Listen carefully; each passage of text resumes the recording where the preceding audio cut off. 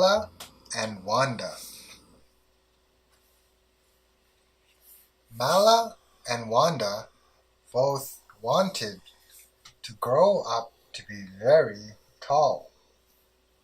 If they were tall, they could see so many things. So every day, Mala took a nap.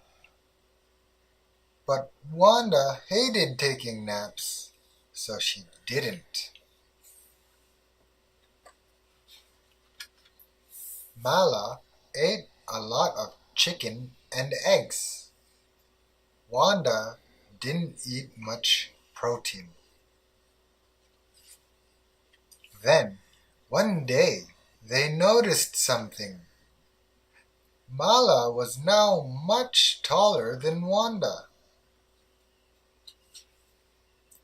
Mala could do so many fun things. Wanda could not.